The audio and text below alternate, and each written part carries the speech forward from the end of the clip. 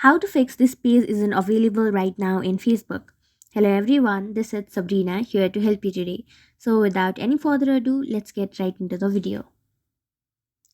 So first, locate your Facebook application, tap and hold on it, then go to its app info.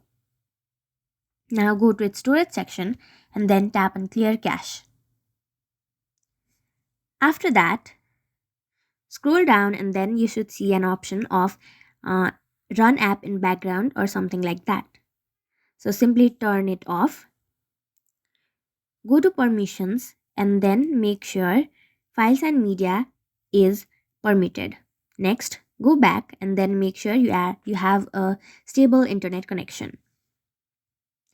After that, sometimes if the problem still does not fix, it might be because you have been blocked by that particular user and there is no solution to that.